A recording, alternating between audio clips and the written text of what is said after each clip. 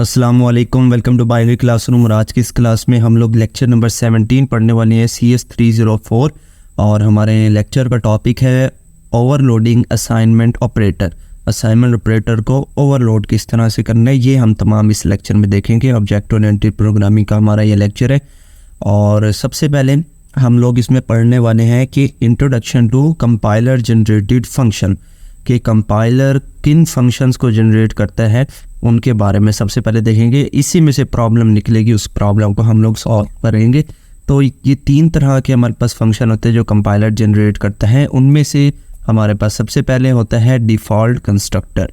ये कंस्ट्रक्टर का नाम आपने सुना होगा। बेसिकली वो फंक्शन होता है जो कि क्लास बनाने के बाद एग्जीक्यूट होता है फर्स्ट टाइम ड्यूरिंग क्लास का ऑब्जेक्ट। जैसे हम बनाते हैं तो हमारे पास जो फंक्शन एग्जीक्यूट होता है वो कंस्ट्रक्टर होता था, राइट।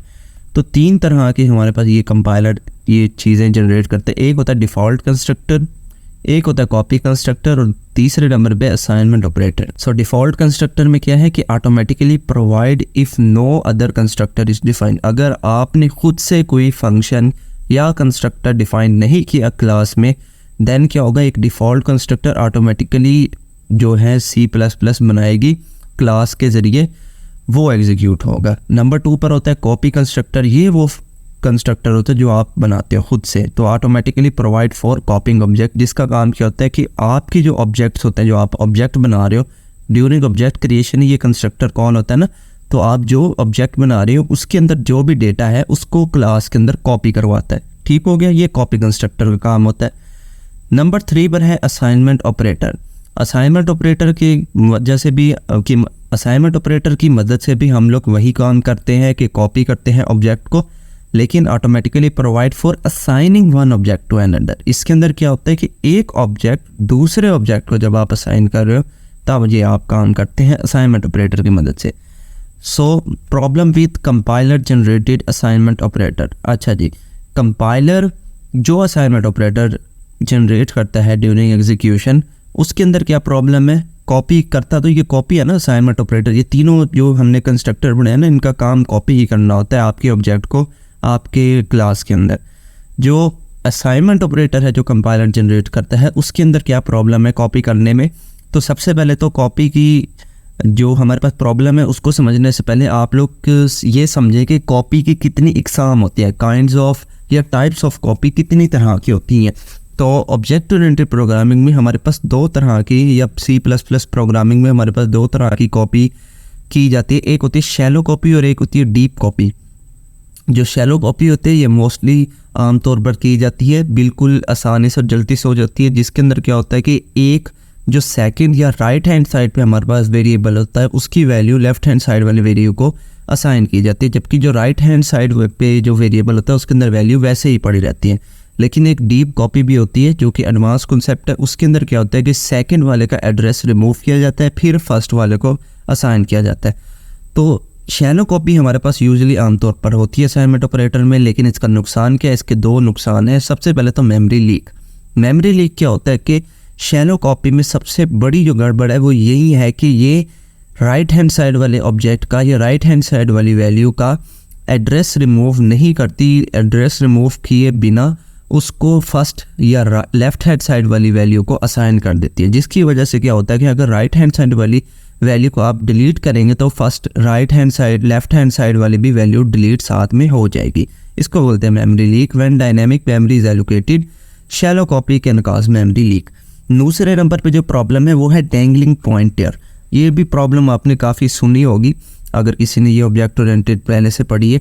तो डैंगलिंग पॉइंटर बेसिकली क्या होता है, आपकी एक मेमोरी लोकेशन है, उस एक मेमोरी लोकेशन के अंदर जो एक वैल्यू पड़ी हुई है उस मेमोरी पॉइंट को मल्टीपल ऑब्जेक्ट्स या मल्टीपल वेरिएबल एक ही टाइम पे एक्सेस कर रहे हो, वो होती है डैंगलिंग पॉइंटर।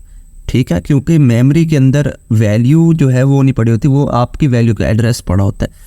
तो जो वैल्यू का एड्रेस होता है वहाँ पर आपकी वैल्यू होती है, तो उस वैल्यू का एड्रेस से आपका वेरिएबल या आपका ऑब्जेक्ट कॉल करता है और वहाँ से वैल्यू को एक्सेस करता है। लेकिन मल्टीपल ऑब्जेक्ट जो मल्टीपल वेरिएबल्स हैं वो अगर एक ही पॉइंटर को पॉइंट कर रहे हो तो वो प्रॉब्लम होती है। उस प्रॉब्लम को बोलते हैं डैंगलिंग पॉइंटर।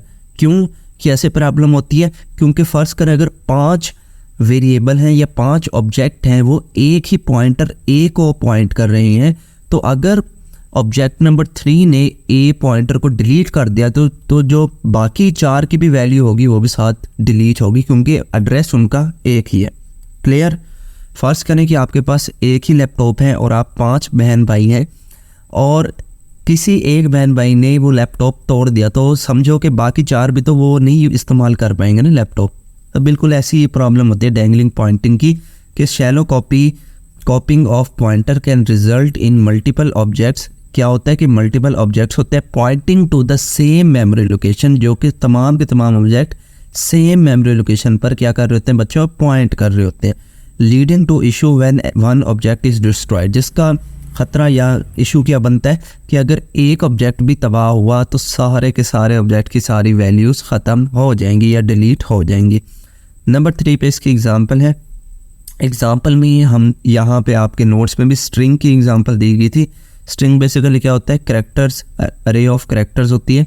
तो यहाँ पर एक कोड आपको देखने को मिलेगा, वो भी स्ट्रिंग का होगा, उसी के अंदर ये सारी चीज़ें देखेंगे। सबसे पहले लिखता है कि कंटेन्स अ कैरेक्टर अरे। ये जो कैरेक्टर स्टार लिखा हुआ है ये कैरेक्टर अरे को रिप्रेजेंट करता है, या दूसरे लफ्ज़ों में स्ट्रिंग को रिप्रेजेंट करता है। Pointer for storing a string and integer size, जिसके अंदर स्ट्रिंग स्टोर होगी, इंटीजर साइज स्टोर होगा। अब डिफ़ॉल्ट कंस्ट्रक्टर क्या होगा, वो सबसे पहले इनिशियलाइज होगा। इनिशियलाइज होने के बाद ये जो बफर पॉइंटर लिखा हुआ ना, ये बेसिकली एक पॉइंटर है जो पॉइंट करवाएगा आपके ऑब्जेक्ट को आपकी वैल्यू के साथ। तो ये बफर पॉइंटर वो काम करेगा, ये वेरिएबल का नाम है बेसिकली, और कुछ भी नहीं है। शुरू में ये क्या होगा, नल होगा। नल का मतलब वो किसी चीज़ को पॉइंट नहीं करवा रहा अनटिल अनलेस, जब तक वो पहली वैल्यू को पॉइंट ना करवाना शुरू कर दे। दूसरे नंबर पे एक साइज़ नाम का वेरिएबल होगा जिसके अंदर शुरू में वैल्यू 0 होगी, क्योंकि अभी तक हमने उस ऑब्जेक्ट को या उस वेरिएबल को काम में नहीं लाया। नंबर 2 पर है ओवरलोडेड कंस्ट्रक्टर। ओवरलोडेड कंस्ट्रक्टर क्या काम करेगा, allocate memory for the string if a valid string is provided. जो भी आप वैलिड स्ट्रिंग दोगे, अब ऐसा भी तो हो सकता है ना कि आप स्ट्रिंग ही ना दो, तो वो एक एक्सेप्शन है, उसको भी हैंडल करेंगे कोड में। लेकिन ये जो ओवरलोडेड कंस्ट्रक्टर है ये क्या चेक करेगा कि आपकी जो स्ट्रिंग है वो वैलिड है, वो वाकई एक स्ट्रिंग है या कुछ और तो नहीं है, तो इस चीज़ को वेरीफाई करेगा, वैलिडेट करेगा। नंबर 3 में है कॉपी कंस्ट्रक्टर। कॉपी कंस्ट्रक्टर क्या करेगा कि आपकी वैल्यूज़ को कॉपी करेगा। Simple, perform deep copying by allocating new memory for the copied string. ठीक है, ये जो अभी पिछली प्रॉब्लम हम देख के शैलो कॉपी में, जिसके अंदर हमारे पास एक ही पॉइंटर होता था और सारे के सारे उसी को पॉइंट कर रहे होते थे, जिसका नतीजा क्या होता था कि आपकी वैल्यू अगर डिलीट हुई किसी एक भी ऑब्जेक्ट से तो सारे ऑब्जेक्ट उस वैल्यू को एक्सेस करने से महरूम हो जाएंगे। तो यहाँ पर हम कॉपी कंस्ट्रक्टर को ऐसा बनाएंगे कि वो डीप कॉपी कर सकता है। डीप कॉपी का कंसेप्ट क्या है, डीप कॉपी करती ये है कि सबसे पहले एक न्यू मेमोरी लोकेशन बनाती है। न्यू मेमोरी लोकेशन बनाने से पहले वो पिछली मेमोरी को या पिछले पॉइंटर को बेसिकली रिमूव करती है और न्यू मेमोरी बना के जो आपका अब वाला ऑब्जेक्ट है उसको न्यू मेमोरी से कनेक्ट करवा के पॉइंट करवाती है। ये कोड की इसकी एग्जांपल आएगी, वहाँ पर भी हम इसको देखेंगे। So the problem with shallow copy in assignment. तो प्रॉब्लम क्या है, बेसिकली ये जो नीचे कोड लिखा हुआ है ना, ये शैलो कॉपी का जो सिंपल आप लोगों ने देखा होगा, बिल्कुल आसान सा है। डीप कॉपी का इससे ज़रा मुश्किल है, अगली स्लाइड में आएगा। देखें, सिंपल मेरे पास 2 वेरिएबल थे, स्ट्रिंग 1 और स्ट्रिंग 2 के नाम से। स्ट्रिंग 1 के अंदर हेलो का एक वर्ड स्टोर है, स्ट्रिंग 2 के अंदर वर्ड जो है वो एक लफ्ज़ स्टोर है।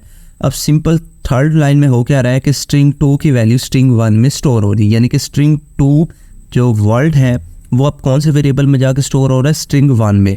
ठीक है, अब ये कॉपी तो हो जाएगा। अगर आप प्रिंट करवाएंगे स्ट्रिंग 1 को तो आपको वर्ड देखने को मिलेगा, हेलो देखने को नहीं मिलेगा, क्योंकि हमने कॉपी करा दिया। लेकिन अगर आप स्ट्रिंग 2 को भी प्रिंट करवाएंगे वहाँ पर भी आपको वर्ड देखने को मिलेगा। आप फर्स्ट करें कोई स्ट्रिंग 2 को डिलीट कर देता है, प्रोग्राम चला, स्ट्रिंग 2 को डिलीट कर दिया, तो होगा क्या कि स्ट्रिंग 1 के अंदर भी जो वर्ड पर है ना वो भी डिलीट हो जाएगा। क्लियर, ये होती है शैलो कॉपी की प्रॉब्लम।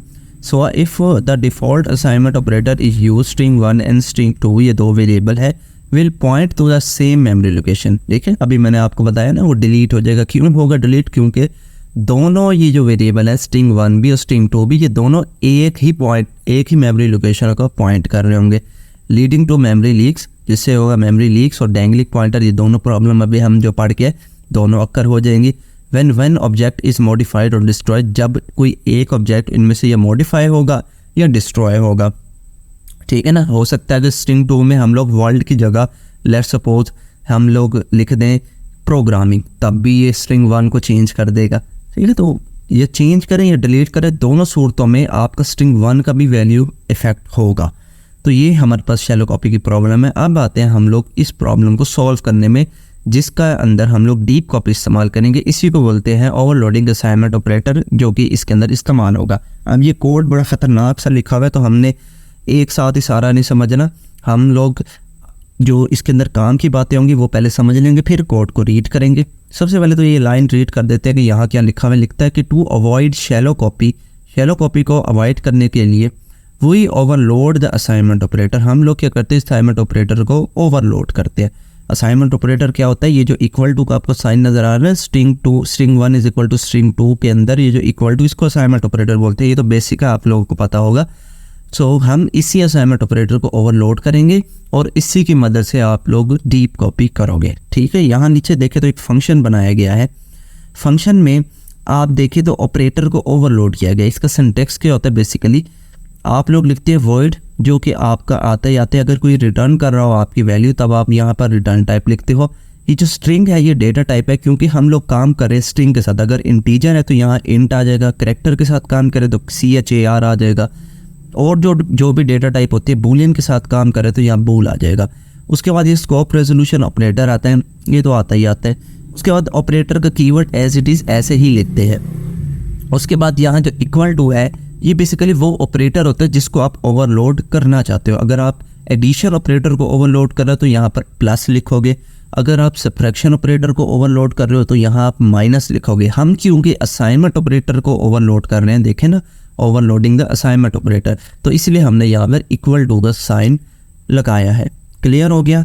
उसके बाद ये जो है ये पैरामीटर एक्सेप्ट कर रहा है। ये जो RHS लिखा हुआ है इसका मतलब होता है right hand side. Right hand side का क्या मतलब होता है, ये जो स्ट्रिंग 2 है ना, अगर आप गौर करें तो ये राइट हैंड साइड पे, तो इस राइट हैंड साइड की वैल्यू को हमने कॉपी करना है ना, तो बेसिकली यहाँ पर वो वैल्यू आएगी। क्लियर हो गया। अब उसके बाद बाकी लाइनों को छोड़ें, सीधा आ जाए इस लाइन पे। ये जो लिखा हुआ है ना, डिलीट बफर पॉइंटर।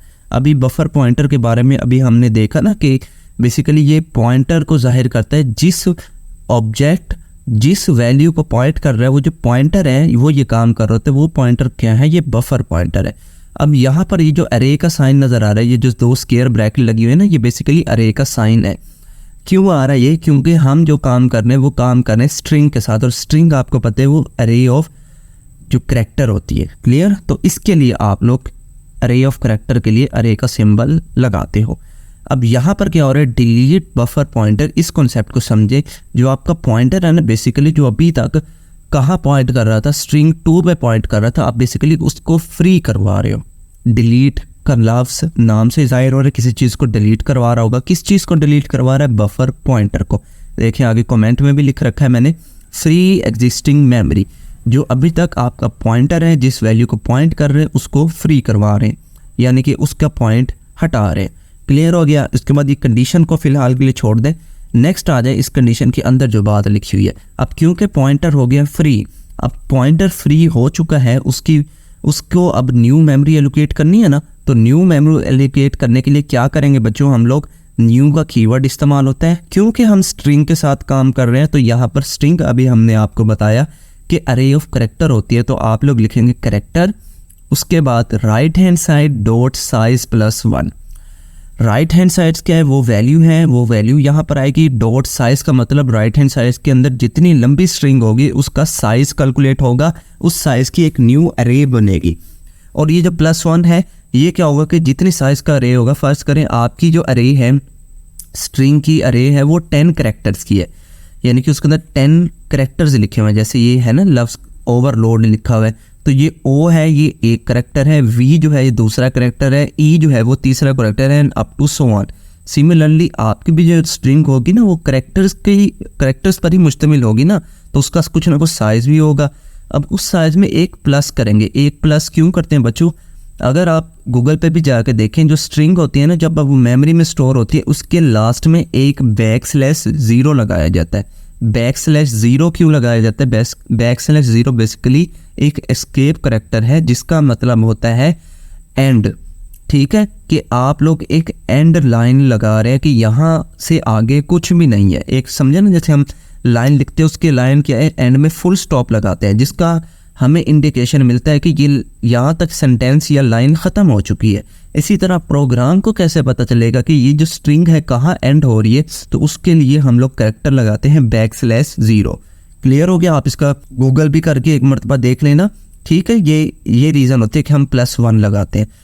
अब कुल मिला के बात हुई क्या है यहाँ पर, जो हमने भी पॉइंटर फ्री किया था ऊपर डिलीट करके, उस पॉइंटर को हम न्यू मेमोरी असाइन कर रहे हैं, और उस मेमोरी का साइज़ हम लोग किस तरह मालूम कर रहे हैं कि जो हमारे पास स्ट्रिंग की वैल्यू आ रही है राइट हैंड साइड पे, उसका साइज़ मालूम करके और उसके अंदर एक इजाफी करैक्टर लगा के।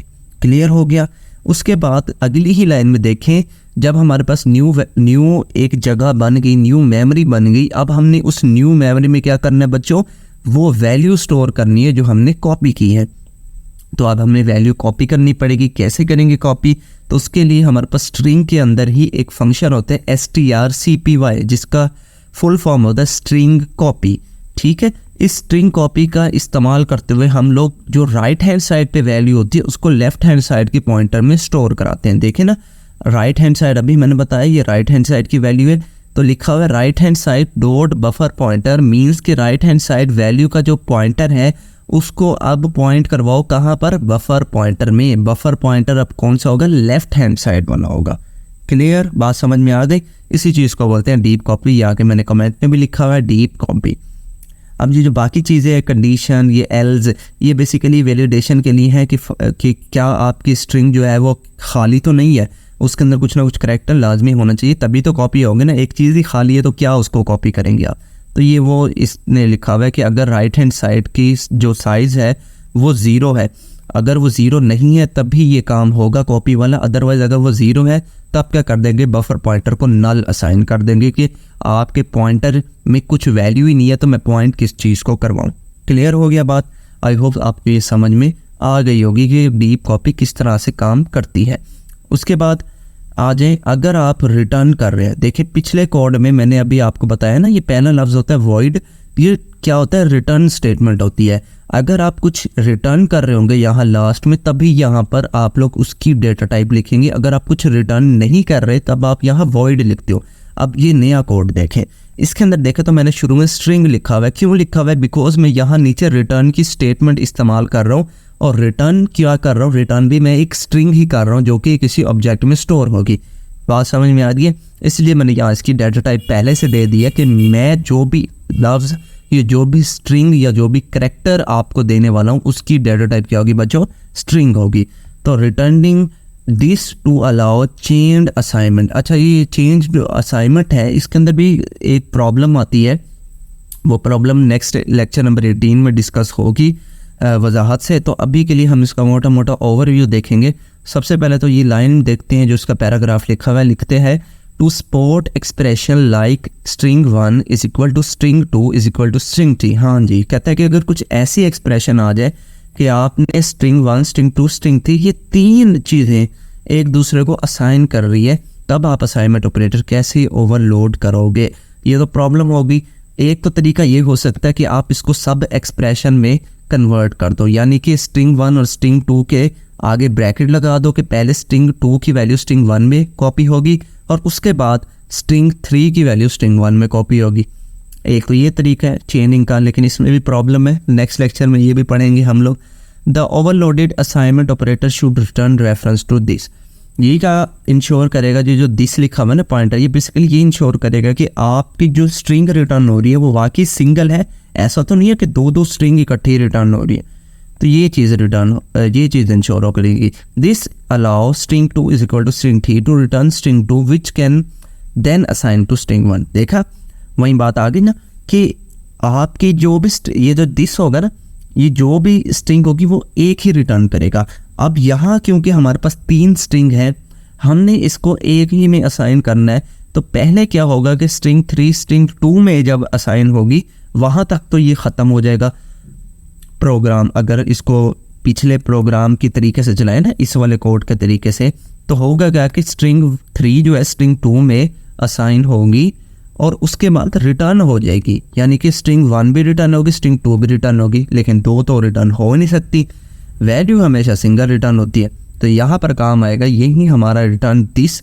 ये क्या करेगा कि जब एक मरतबा स्ट्रिंग 3 की वैल्यू स्ट्रिंग 2 में इंसर्ट हो जाएगी, असाइन हो जाएगी, फिर क्या करेगा स्ट्रिंग 2 की वैल्यू स्ट्रिंग 1 में असाइन कर देगा। तो यहाँ पर भी यही लाइन लिखी हुई है, this allow string 2 is equal to string 3, यानी कि स्ट्रिंग 3 की वैल्यू स्ट्रिंग 2 में जाएगी टू रिटर्न स्ट्रिंग 2, तो स्ट्रिंग 2 रिटर्न होगा, which can then be assign to string 1, उसके बाद जाके स्ट्रिंग 2 स्ट्रिंग 1 में असाइन हो जाएगा। अब ये कोड सारा पिछला प्रीवियस ही है, फ़र्क कहाँ पर आ रहा है, एक आ रहा है यहाँ पर स्ट्रिंग में जो पहला लफ्ज़ है आपका इसके अंदर आ रहा है, क्योंकि यहाँ पर हम रिटर्न कर रहे हैं, बाकी सारा कोड सेम ही है आपके पास। ठीक हो गया, आई होप आपको समझ आ गई। ये जो पहला है ना, ये वाली line, if this is not is equal to right hand side, ये सेल्फ असाइनमेंट प्रॉब्लम होते हैं, ये भी हम लेक्चर नंबर 18 में डिस्कस करेंगे, वहाँ पर मैं आपको बताऊँगा, वहाँ पर ये दिस का भी मज़ीद आएगा, वो भी आपको बता दूँगा। अभी के लिए फ़िलहाल इस कोड को समझने की हमें ज़्यादा ज़रूरत नहीं है। अभी आ जाते हैं बस समरी में, जो हमने इस पूरे लेक्चर में पढ़ा। हमने सबसे पहले शैलो कॉपी के बारे में पढ़ा, जो डिफ़ॉल्ट कॉपी होती थी, उसके अंदर जो प्रॉब्लम होती थी मेमोरी लीक और डैंगलिंग पॉइंटर की, उसको समझा। मेमोरी लीक क्या होता है, डैंगलिंग पॉइंटर क्या होता है, ये सारा कुछ हम लोगों ने समझ लिया। डीप कॉपी का सोल्यूशन देखा कि अगर शैलो कॉपी से इशू रिजॉल्व नहीं होता, हम लोग डीप कॉपी करते हैं, उसका सोल्यूशन आपको दिखा दिया।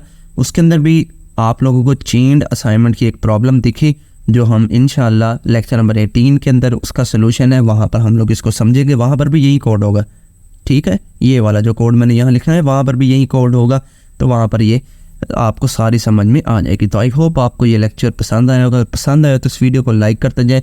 इन तमाम सोशल मीडिया अकाउंट्स पे आप हमें फॉलो कर सकते हैं। कोई भी सवाल हो आपका कमेंट सेक्शन में पूछ सकते हैं, इंस्टाग्राम पर आप आके डीएम कर सकते हैं, वहाँ पर पूछ सकते हैं, वहाँ पर भी आपको जवाब मिल जाएगा। फेसबुक पे पूछ सकते हैं, जहाँ मर्जी पूछें, आपका दिल करे। अभी के लिए फ़िलहाल इस वीडियो में इतना ही। अगर वीडियो पसंद आए तो इस वीडियो को लाइक करते जाएं। चैनल को बगैर सब्सक्राइब किए देख रहे हैं तो चैनल को भी ज़रूर से सब्सक्राइब करें। मिलते हैं किसी नेक्स्ट वीडियो में, तब तक के लिए अल्लाह हाफिज़।